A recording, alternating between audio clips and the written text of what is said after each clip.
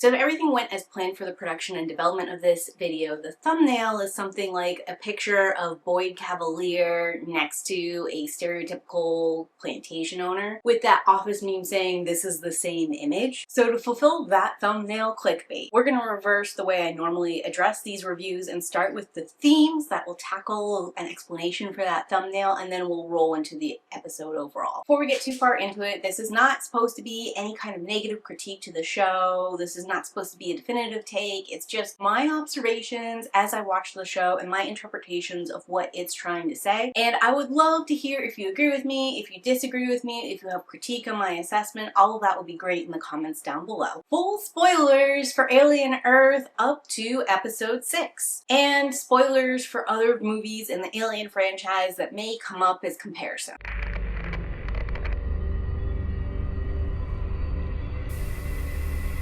Hopping into those themes. We are gonna tackle it. Diversity and systematic oppression. I have noticed that Boyd Cavalier has a very specific look. He's almost always wearing like light colored linen, cotton kind of suits and walking around barefoot, which to me heavily signals like Colonel Sanders, plantation owner, deep south, good old southern boy kind of view. I actually think the fact that he's barefoot like adds to that instead of takes away from it, because even though it's not like the stereotypical dapper southern gentleman, it is like that entitled southerner who doesn't even have to worry about where they're walking or think that they might step in something dangerous. Even though he's claiming all the profit and success for the plantation, he's not out there working the fields, endangering his feet, getting his hands calloused, any of that kind of junk. And as a result of his look since episode 1, I've been a little bit primed to see him as that southern plantation owner, but I've been keeping it in my back pocket because even though there are some allusions to like slavery and sharecroppers that we could make here, I didn't feel like it was definitive enough to be anything besides a reach. And also I felt like there were a couple of crossed metaphors because that like young sort of impulsive nature of him also gives a little bit tech bro energy, which to be fair, I guess the plantation owner and the tech bro is like a modernization of that original stereotype. So it makes sense that they might mix the imagery here. But Cavalier definitely wants to be thought of as a visionary genius. It's why he called his company Prodigy. And as a new company, the young upstart, he definitely wants to be thought of as innovative, daring, bold, a self-made man. To date,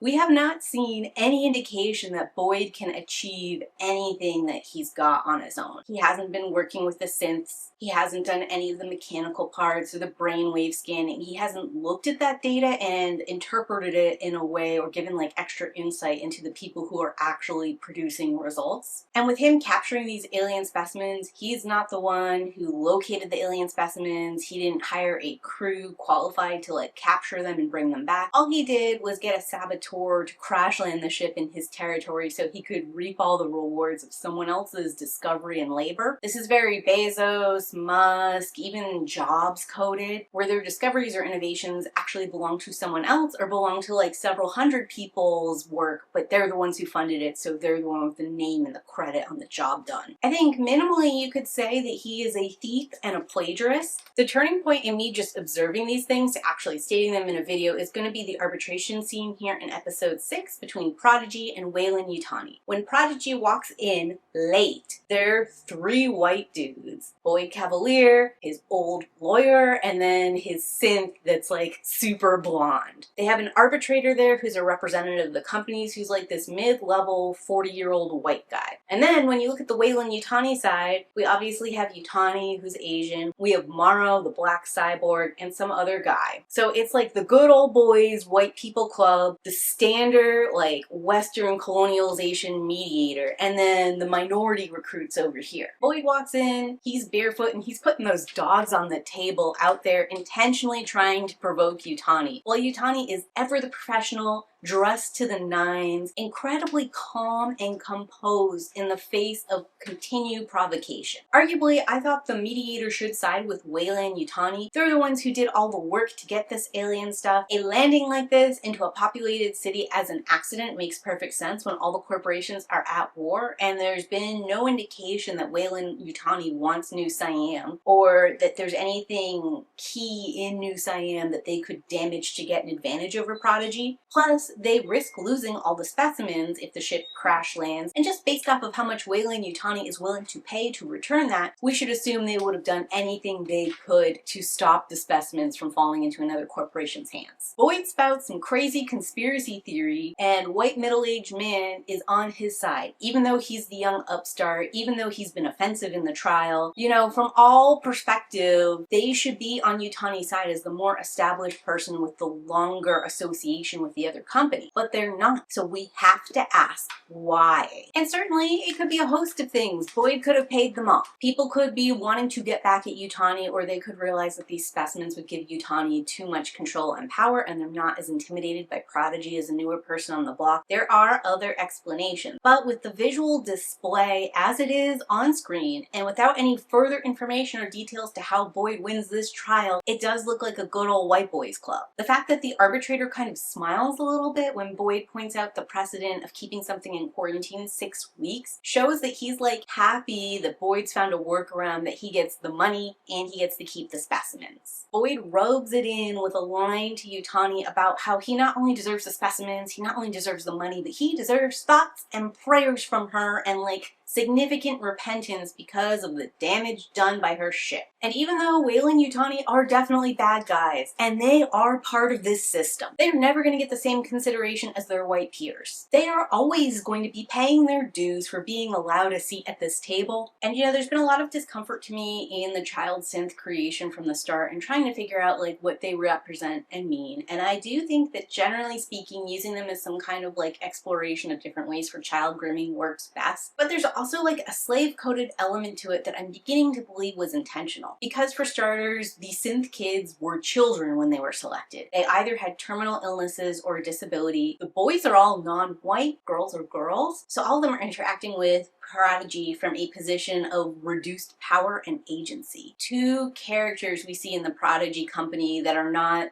white men. One of them is going to be the psychologist, Dane Sylvia, and arguably she is there to fulfill a motherly role specifically to the children. And the other one's going to be the black female guard that's part of Hermit's unit, who only makes it onto this island because she's part of Hermit's unit, and even there she's being used as cannon fodder and is aware of it. Reinforces the idea that this is a white supremacist company, an expression of systematic oppression. I even think that having Dane Sylvia in a position of power as the psychologist in a traditionally femme role as a white woman is like a little bit of cross-conversational talk, because while white women do experience oppression, it's very different than what non-white women experience, and they have opportunities for shelter and protection as well as some opportunities for like promotion that other women don't experience or experience in a significantly diminished capacity. And here in episode 6, we see that like Dane Sylvia is going above and beyond to be part of the boys club. In episode 1 or 2, I believe she expressed concern for the children and desire to give them the best childhood possible. But here in episode 6, where the lawyer demands that she erase Nib's memory and reduce her emotional responsiveness, even though her husband refuses and states point blank this is unethical, and even though Dane Sylvia argues that this isn't a good idea for multiple reasons, she does end up agreeing to do so, and in fact throws her husband under the bus by saying she can do this without him, which gets him fired. From my perspective, that sort of shows like the pathway of how minority people can become part of the majority, but when they do so, they end up being class traitors. And I think Dane Sylvia is self-aware of this, because as she's doing this mind-wiping procedure, she's like talking to herself and like reframing the situation in a way that she is helping Nibs. Even though she was against doing this from the first place, she's uncertain if it will help her and arguably believes that's not going to work in the long run. So now that I've sort of like expressed this idea of white supremacy with Prodigy, I guess that leaves us wondering, well, what does that mean for Weyland-Yutani? These people are not good guys either. And I'm not even suggesting we should say like, oh, poor marginalized corporation. Because within this Alien franchise, we have seen more than enough to say, fuck Weyland-Yutani. Even within the context of this show, they sent a crew on a 65-year mission where they knew that would incredibly mess up their lives and leave them as outcasts forever and sort of like owned by the company to continually do these crap missions.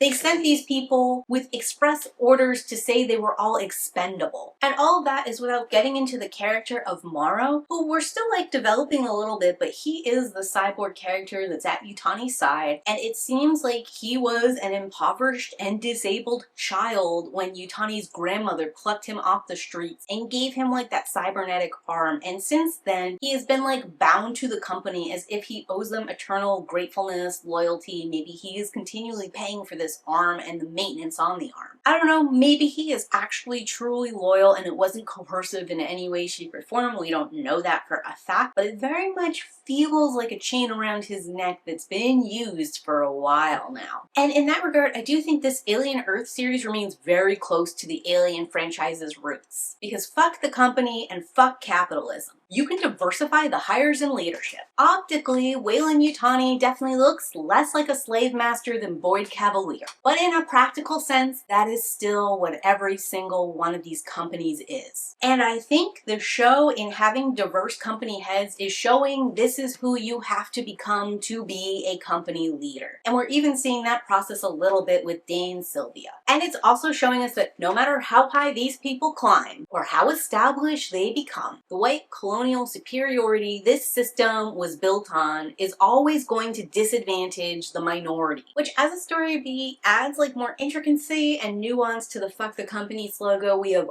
always seen in Alien. I feel like it's really clarifying and building on that position in a way that's more nuanced and interesting, which is what you should do in a TV show versus a movie. And it makes me happy to see these things I was observing in other episodes but not necessarily speaking on because I was waiting to see what they would do with it, like bloom into something here in episode 6. Now again, we do have 2 more episodes. Perhaps we'll see that this doesn't get touched on again. Perhaps there'll be some rewriting of the code that makes us all feel very wrong and silly. But as of right now, I'm really happy with it. Moving me into the scorpion analogy. I love the conversation about the aliens that Wendy has with her brother Hermit. And I especially appreciate how much it mirrors the conversation that young child Wendy had with Kirst right before her operation about the scorpion. As a fan of the Alien franchise, and as someone who's knowingly watching a horror movie, I know that Hermit is right. The aliens are totally dangerous and we should kill all of them right away. But coming at it from a perspective of what these characters currently know and have experienced, I'm really on Wendy's side and think she has the right take. Because as of right now, all the aliens are contained. And she's right, they did not come here willingly. Also, there is very much a question of sentience here, as Wendy can talk to the aliens. Like, what is she saying to them? What are they saying to her? How much awareness are they expressing? Could we like communicate with them and come to an understanding? Or is this like a lion versus gazelle situation where we just need to stay separate from them? And even in the case where this is a lion versus gazelle situation, people do keep exotic, dangerous animals all the time.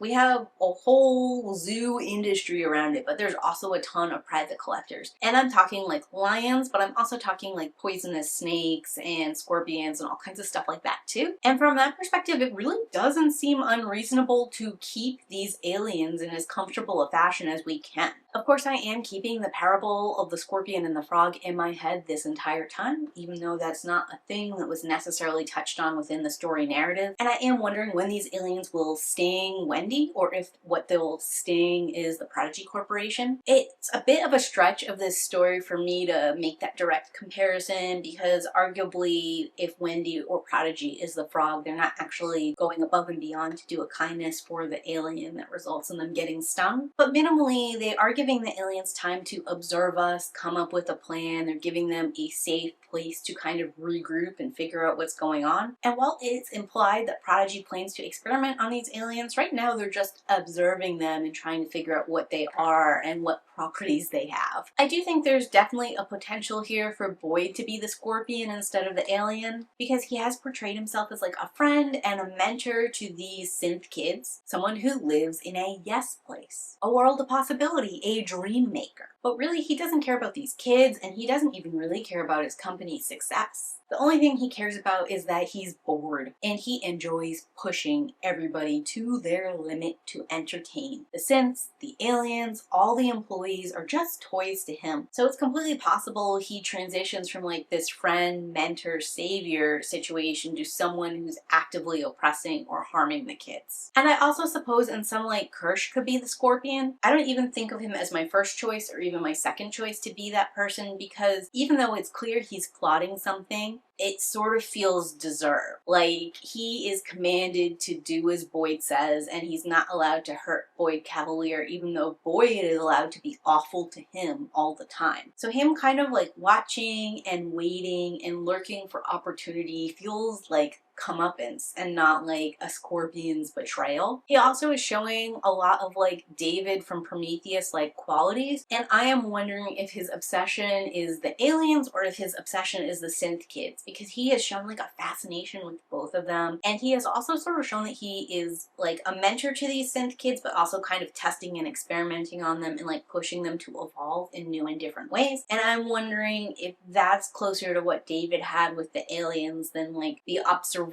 mode Kirsch is in with these aliens. Only 2 episodes left. There's a lot of directions for Kirsch to go in. I'm excited to see where we take it, which rolls me into the themes of immortality and what actually makes someone human. I do feel like we are really pushing the definition of human within this story. For me personally, I would say that physicality is an inherent part of the human experience, which I suppose the kids could still be getting through their synth suits. But we're seeing now that they can manipulate the kids' emotional reactions, their level of responsiveness, they can erase memories. And to be fair, someone who's missing a sense is still a human, and like a person with some form of dementia or memory loss is also a human. It is a question of how many of these pieces, when you're taking them away from a person, can you take away and still have that being be a human? Which rolls me into themes of immortality. We do see more of Kirsch's beliefs about what the synths are when he talks about Wendy as like a being of infinite possibility, which highlights that he doesn't see these kids as human or children anymore at all. I do think that's a little bit of a mistake on Kirsch's part, because he hasn't really accounted for their mental or emotional state, or what this kind of transition would mean for a once human, now robot being. A little bit of a side tangent here, but I am currently rereading The Vampire Lestat, and within that text, Lestat is like a pretty erratic vampire, very emotional, has a hard time letting go of like his human family or his human best friend, and all of that ends in like tragedy and really hits him hard. Meets this vampire Marius, who gives him some sage advice that he needs to live a full life as a human, get that closure and catharsis before he can go on to be a vampire, which helps Lestat dramatically in his ability to exist as an immortal being. This is what we are missing in the synth kid narrative right now. And I do think that Kirsch's like impatience for the kids to become synths is interesting. Like, it makes sense from the company's perspective to desire the kids to hurry up and grow up and be the final product because they plan to show them soon. But in Kirsch's side of things, where he is also a synth and has eternity for them to develop and become what he is aspiring to make them, it makes way more sense to me for him to be more patient with them and to like indulge them a little bit, especially because I think in Wendy's case, like if he gave Wendy a life with Hermit, part of what that would mean is that Wendy would watch Hermit grow old and die. Or Wendy would have to step up and figure out a way to throw Hermit into a synth body, and then we'd have like a brother-sister human synth duo to like explore infinite ability with.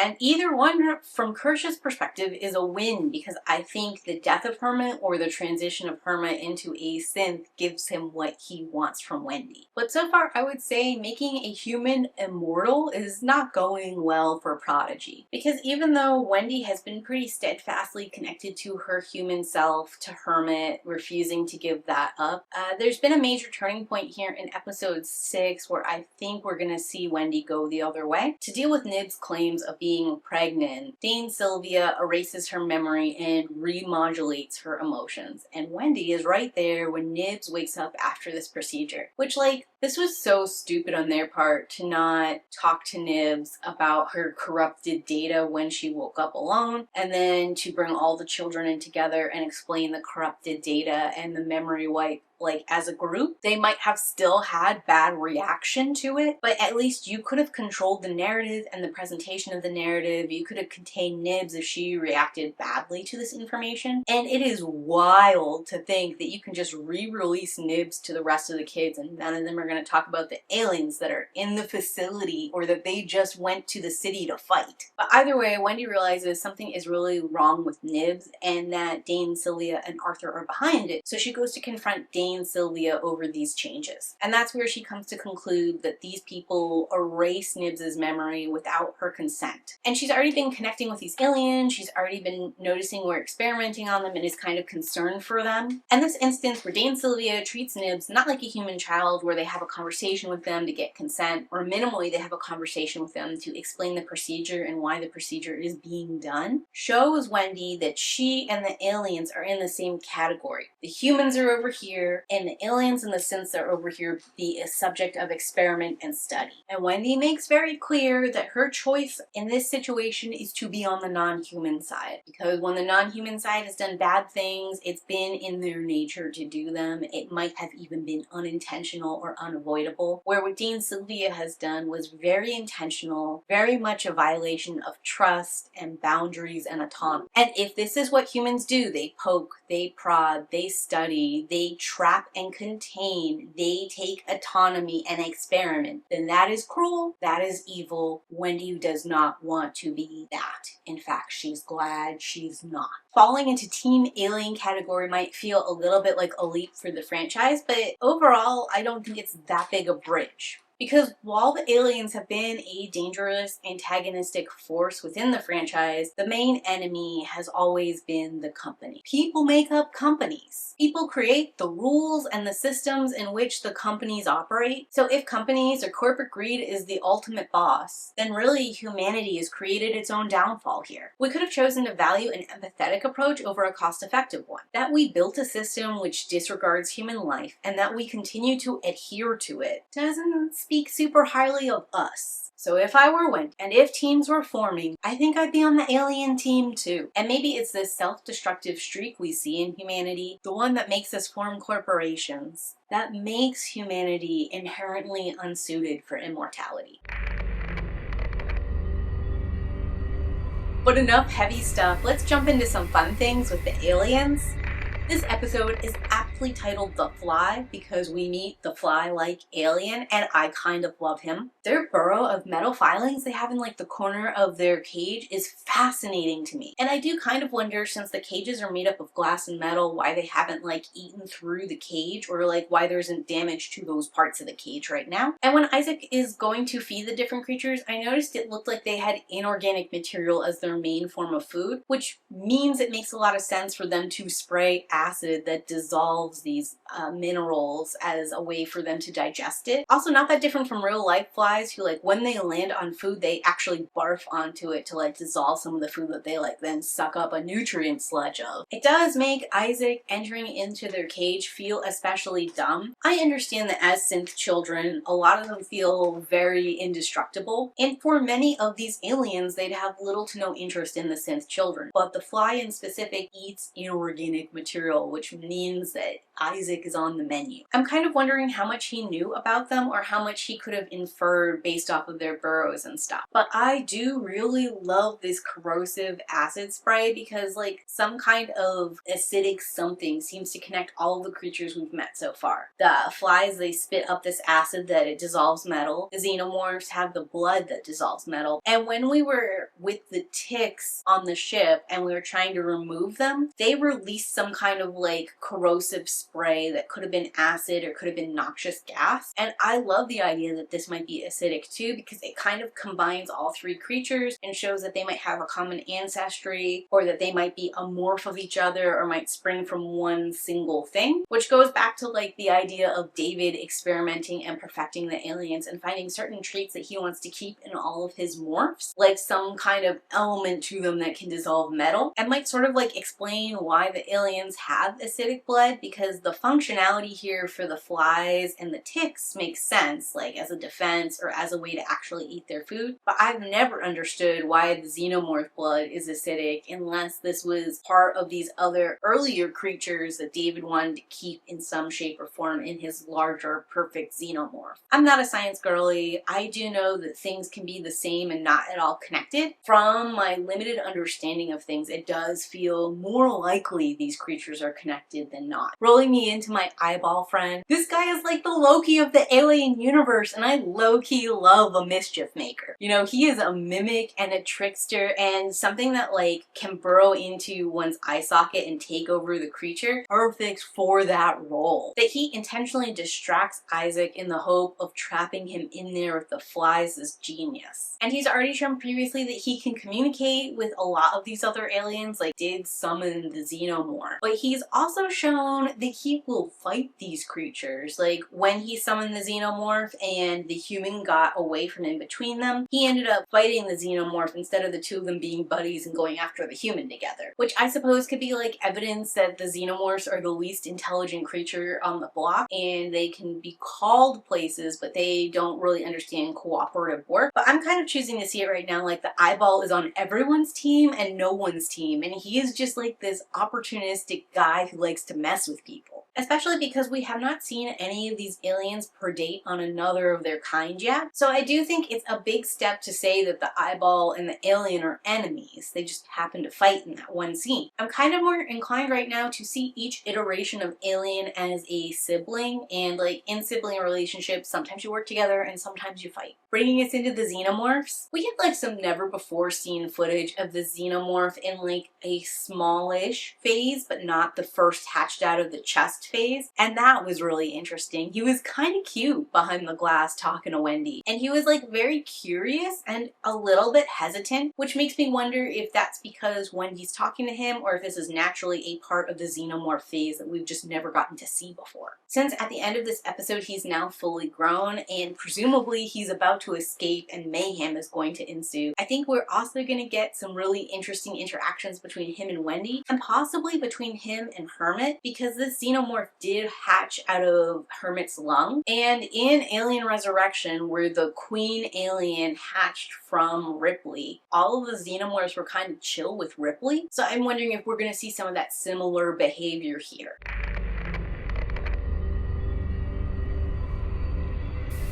Bringing us to the characters, starting with Kirsch. I have no idea what his motives are, and I don't know where his loyalties lie. It does seem like he actively dislikes Boyd Cavalier for obvious reasons. It also seems like he's taken on a bit of a mentor role, but at the same time he like is testing the kids. Like I feel like when he called Isaac and asked him to take care of the aliens, that was an opportunity for Isaac to succeed, and instead he ends up giving into his childish nature, his like anxiousness and stuff, and fails. And I don't think Kirsch is necessarily upset that Isaac is dead. He's very interested in Wendy and her potential, but he has no patience for Wendy's relationship with Hermit. To me, that's like ignoring a whole half, maybe even 75% of who Wendy is. He knows what's going on with Slightly and Morrow, and instead of like reporting it or helping Slightly out, he's just observing to see what Slightly will do next. In fact, I think it's quite possible that when Arthur and Hermit are discussing whether or not Wendy's safe, and we get a look through the lens of the camera while he's like typing up the boat code and warning him that Wendy isn't safe and deactivating the trackers, it's actually Kirsch who's watching the camera. And if that's the case, his like advanced eyesight can probably see the typing going on and knows that there's trouble at home. On top of all of that, he gets into the elevator with Morrow and they have like this aggressive back and forth, and at first I thought that Kirsch was going to tell him he knows about Slightly, but he doesn't do that. And then I thought maybe he was like just trolling for information, but not only does he not get any information out of Morrow, but he drops that there's like extra security going on at the Neverland Island. So it feels more like Kirsch is feeding Morrow extra information so he can be more successful, which I guess could be one of his many schemes to try and thwart Boyd Cavalier, but it does feel like he's trying to do a lot of different things at once, which sort of makes me wonder what the main goal is and where he's gonna land at the end of this scenario. Rolling me into Wendy, she has that excellent scene with her brother Hermit that really gives like groomed child when she explains that this is a yes place, not a no place, and that there's no use for anyone here who says no. Like Wendy personally focuses on the positive, all the miracles and dreams and impressive things that have happened from saying yes, but there is an implication even in her own positive framing that if she said no, she would would be discarded. And as we can see with Nibs, she's not even given the opportunity to say no. As soon as she's an inconvenience, she is altered to become more pleasing and more yes. Overall, the whole adult actors pretending to be children has worked a lot more for me as the season has progressed. Like in the first 4 episodes, it wasn't doing a lot for me and I wasn't thinking much of the performance. But Wendy's facial expression and language and phrasing here is really giving childish to me, and in particular like a child who's being used. I even think that Wendy confronts the therapist and how she confronts her is very like childish and not very adult, even though this is the scene of Wendy making like the decision to be the synth, and it's like her growing up, as we hear in Boyd Cavalier's voiceover via Peter Pan, that sort of signals that's part of what's going on this episode. And I do think that scene between Dane Sylvia and Wendy is excellent, even though to get there it was a little contrived and stupid. And even if this is the only value Nibs brings to the show and she's literally only a prop with no arc of her own, the scene was so good and enjoyable I kind of can let the whole thing go. Rolling me into Hermit, I find it very interesting that his first instinct is to get Wendy away from the Prodigy company, especially because from what he knows she can only exist in the outside world for 2 years without a charge. Plus, as she said herself, she might not want to leave, and I don't think Hermit can get her off the island without her consent. You know, like, I get that the company is strong-arming Hermit into staying here and observing Wendy, but like the alternative here is to do an impossible escape and be on the run forever. That just feels like a very quick jump for him to make. That said, it is a surprisingly smart decision. Like, whether Wendy is his sister or like some kind of computer AI replica, backing her up or separating her from the company so that she continues to be his sister makes sense. It's certainly something we see with like AI companionship now, that the company controls that companion, controls what they remember and how they respond to you and all that kind of stuff. And we have seen some like uproar from people who are using the AI as companionship as a result. And like there are techniques to sort of download core memories and download reactions and responses so you can like retrain your friend, which is weird and not your friend, but it is the same kind of impulse and security that we're sort of seeing in Hermit right now. I was a bit surprised Kirsch wasn't more helpful for reasons I've already kind of outlined, but it is sort of fun to watch Hermit slowly go through all the people he can recruit to help him, and the only person willing to help him is Arthur, who not only has shown like the strongest ethical qualms and concerns to this point, but also he was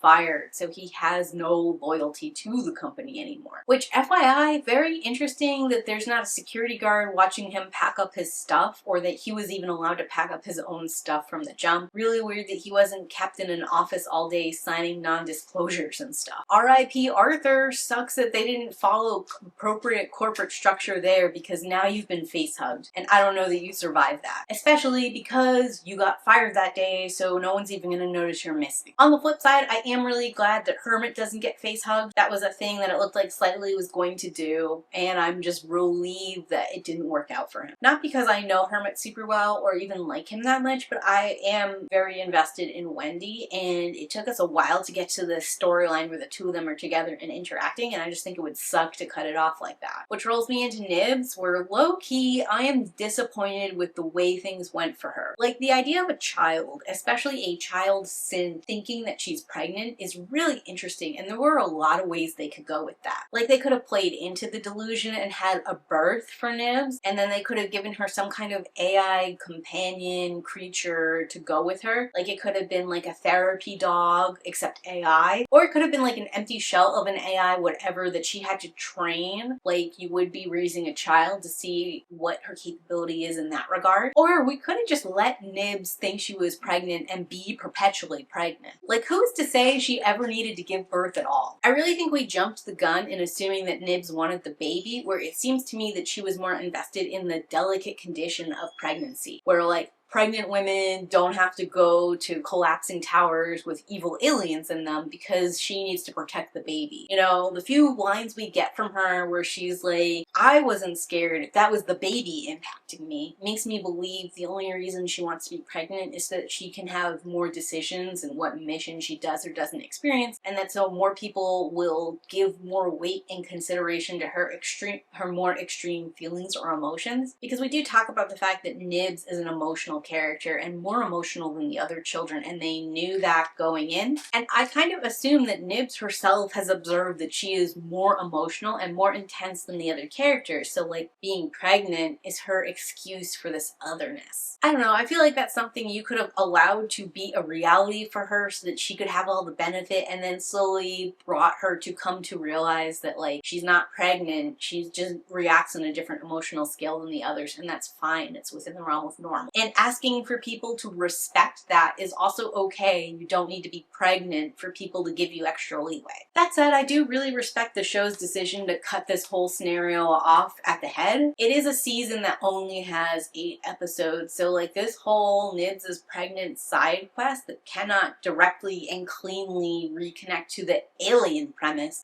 would have been a side quest and would have taken up time that maybe we needed for the alien. And you know, as I said before, I love the moment we get with Wendy and the therapist, and it only comes about because we erase Nibs' memories and reduce her emotional reactivity. Also, Nibs losing so much of herself in this way sort of shows what's at stake and how the children are being treated in a more stark way that's only been vaguely hinted at before now. I am really curious to see if Nibs is just an inflection point, or if we're going to get to see how this impacts Nibs, because she must too also realize she's lost some of herself. And I'm also wondering like if this can be restored, or if this is just Nibs now. It does all feel like fine stuff we could probably explore in a season 2, or maybe comes to a head at the most inconvenient moment here in season 1. Rolling me into Isaac. Y'all, poor Isaac. I really liked him as a character. I love that he was finding his own thing and finding like a place for him, a career to pursue, like a personal passion of his that he was ready to like explore and make a new life. You know, I don't know what it is about this actor, but the same way he played like an incredibly personable, magnetic Jesper in Shadow and Bone, I was getting that same feeling just from his face in this show. And that was like making me really root for him and be really invested, even though he wasn't getting a ton of screen time or development. There's part of me that's hoping that maybe he's still salvageable, because we don't know for certain that the brains are in the head. Like if your whole body is synthetic, you could put the processor anywhere in there and it would be the same difference. Although franchise-wise, the processor is in the head. And it says on Wikipedia that he makes guest appearances and not reoccurring appearances, which sort of suggests his time on the show is done. I just think it's such a pity. Rolling me into Slightly, who I don't have a lot to say about right at this juncture. He's also doing a great job as an adult playing a childish response to the situation he's in. Like the way that he is displaying panic and discomfort is very much like a little kid about to have a meltdown. It made perfect sense to me that he would go after Hermit first as the guy to get face hugged, because he was the one person on base that Slightly knew the least well. And on top of that, he kind of symbolizes Slightly's resentment and frustration because he has a big family that he misses and would like to see. Why does Wendy's family get to be here and he can't see his family? On top of that, like his family is now in danger, partially because of what Wendy's brother discovered and brought back to base with him. And actually having to use Arthur as the face hugger victim like is sure to break something in Slightly, because Arthur has been shown as being like really friendly to the kids. We haven't seen him connect with Slightly, but the way he's connected with Wendy and some of the other children in individual scenes suggests like a parental, fatherly kind of role where like they trust him and they like him and they know him and they come to him if something isn't working right and he fixes it. So I think we're gonna get some really intense, good emotional beats from what Slightly's done to Arthur. On top of that, there's just like the supreme tragedy of Arthur being killed this way, because he is the only one who had morals and ethics who was working on this project. He drew a moral line in the sand when it comes to erasing Nibs' memory. We can argue that the moral line should have been way before that, but the point is he actually did it. He stood up to power. He said, no, this is wrong and I won't do it for you. His firing results in him being in this vulnerable position that gets him face hugged. And I know like him going in to save Isaac was kind of stupid. Like as a technician, he should know where the computer processor is, and if it is in the head, he should know that Isaac isn't salvageable, or like he won't be less salvageable now versus like in an hour when you can get a team in here to retrieve the body and you're not doing it on your own. Also, as a technician, he should know he can't move Isaac's body on his own. He should know the weight of these synth kids. So he is doing like a very panicked parent, irrational kind of thing here, and it's in him acting more like a parent, acting more like a guardian, that ends up getting him killed. And there is a tragedy there that I feel like we should acknowledge. And then a quick correction here. I had been assuming that Prodigy Company was working on 2 projects, The Synth Kids is one, and one they were about to present to the public, but it turns out they were going to present these kids in 3 weeks' time to the public, which I think is really weird because I still don't really understand what the product is. Are we supposed to be transitioning our children into synths? Because it's not a decision an adult person can make, as adult minds can't go into synth minds yet. And like, why would an adult parent make that decision for their child if the child could otherwise exist? Literally be sacrificing that kid's childhood so that they could be a robot that will forever be dependent on Prodigy's existence. Prodigy continuing to update their software and firmware. Prodigy continuing to like give them accessories and charging stations and stuff like that. It feels like it's not a one-time purchase, it's a subscription service, and without subscribing, you no longer have life. The product here seems to be literally selling your children into slavery to the company. I just don't see why people would do that. But that's gonna be like all of my thoughts, feelings, and observations on Alien Earth episode 6. I love this show. I am so excited for the last 2 episodes. I can't wait to see how everything resolves. I really am not sure where we're going or what we'll see next. A huge part of the fun in this latest horror TV show, but talk to me in those comments down below. How are you feeling about Alien Earth? What are your thoughts and theories? I want to hear all of it. And as always, keep reading.